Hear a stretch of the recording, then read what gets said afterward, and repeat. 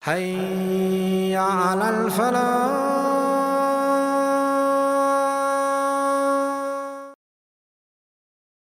Allah says, get young people married, or get non-married people married. Allow them to get married. This is a broad commandment. And who does it apply to?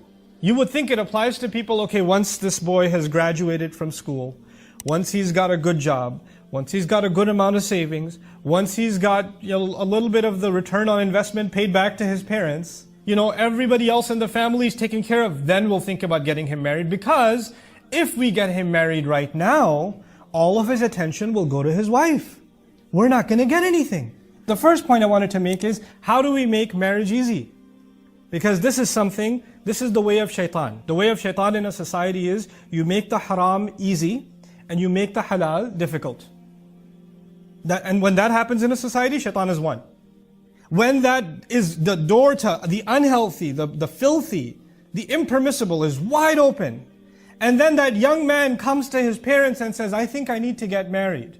I know I'm only in my 3rd year of college, but this is getting out of hand, Mom. This is getting out of hand, Dad. And he doesn't say, Dad, my hormones are driving me crazy. Man, the girls on campus, I don't even know what to tell you. Seriously though, this one girl keeps texting me out. He's not going to talk like that to his dad or his mom. He's just going to say, Mom, I think I need to get married. He's going to code it in a nice way. And then what do parents do? They humiliate this young man. Oh, can't hold it in, huh? Can't control yourself? Well, I was 40 when I got married, and your father starts giving you lectures. Like, how are you 40? You're 50 now. So what we've done as parents oftentimes is oppress and suppress what naturally Allah put inside of us, especially in a time when the haram is wide open. Then you have to go out of your way to make the halal easy.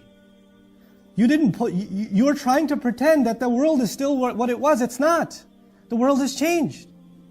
Which comes to the next point. When some proposal comes your way, you have daughters. Like I have daughters. May Allah Azza wa Jal help all of us who have daughters. And sons too. I'll throw them in the dua. But but if you have daughters and some proposal comes, she's of the age, it's a good match, she likes him, it's okay to ask, do you like him? It's not haram to ask. It's actually an important thing to ask. Do you like him? She says, I don't like how he looks. Done. Finished. You can't force them anymore. I'm not attracted to him. Astaghfirullah. That will come. Allah will put it in your heart. No, it won't. That's not how it works. If she says, I don't like him, he's too fat, he's too short, he's ugly, I don't like his personality. Whatever she says, she doesn't even have to give you a reason. She doesn't. She could just say no. That's it. When you force a woman to get married to someone she doesn't want to marry, when you put, emotional pressure on her and say, if you don't marry him, nobody's going to marry you, your family's going to be humiliated, we've already printed the cards. When you do this kind of thing to your girls and you get them married, and then emotionally they're not in that marriage, they're still human beings. A human being still needs companionship. A human being still wants somebody who they can be attracted to, who they can find comfort in. That desire does not go away. And that desire will now be fulfilled by fantasy, by them thinking about things, by late night going on social media, by other things. You force them into rebelling against Allah because you forced them into a marriage they didn't want to begin with. Don't push this on your daughters. But coming back, this is about men and about women. The young men of our community actually have to now stand up for themselves and have to say, I'm ready to get married. And I have somebody in mind. And that's the next thing I want to share with you. When it comes to, you want a marriage that lasts forever. Like we want our boy to have the perfect girl. Good luck with that, by the way.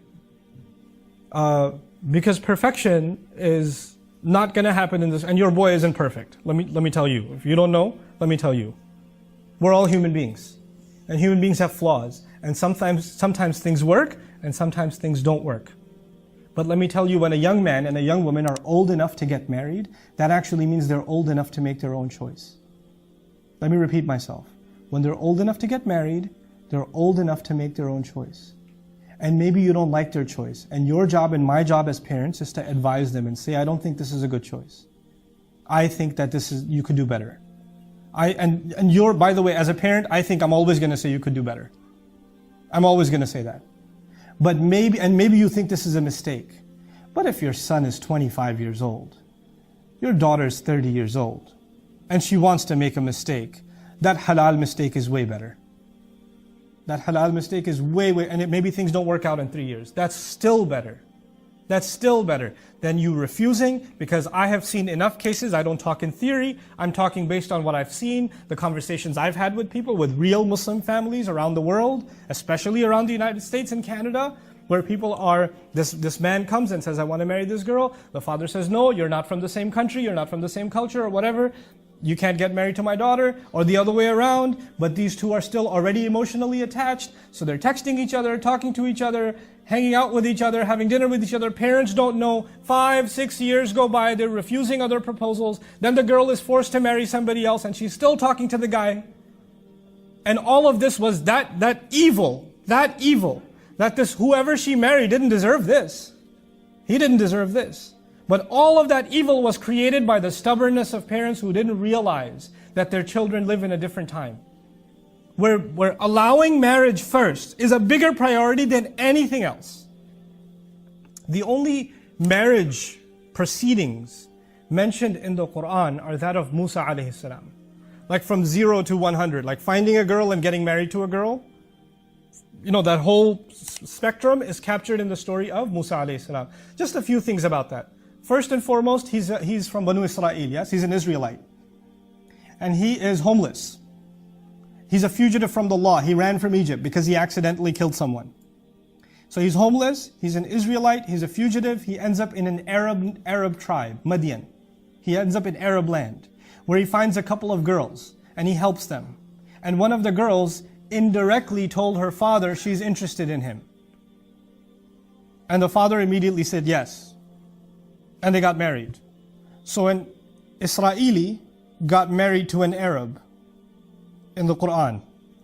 And the one from Israel was also homeless and a fugitive from the law. The only thing the father needed to see was 3 things. 1, the girl's interested. That was number 1. She liked him. Number 2, he's strong. He's got good character, good qualities in him. He can do a job. He can make money. He can defend my family. And then he's trustworthy. He had plenty of opportunity to do the wrong thing. He did no such thing. He carried himself with dignity. When you have these 3 qualities, ethnicity didn't matter, financial status didn't matter. None of that mattered. None of that mattered. As a matter of fact, in this case, if nowadays when you say this, it sounds suicidal, for 10 years, between 8 and 10 years, Musa alayhi salam lived with his in-laws and worked for his father-in-law. And his paycheck came from his in-laws. Today when you say to somebody, hey, where do you work? Oh, I work for my father-in-law, and I live with them too. Well, what a guy. This is a real man?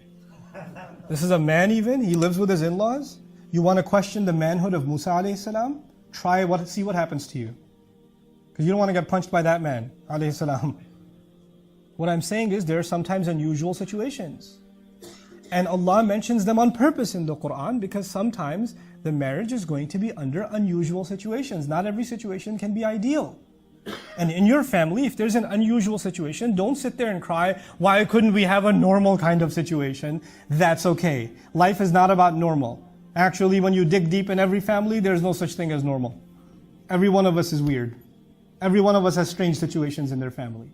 So we have to adapt, and we have to be flexible, and we have to be merciful to our coming generation, allowing them to get married in a healthy way, and having that open conversation with our sons and with our daughters. May Allah Azza wa Jal bless this community with healthy marriages. May Allah Azza wa Jal allow us to do right by our children, and our children to do right by their children in raising children on Islam.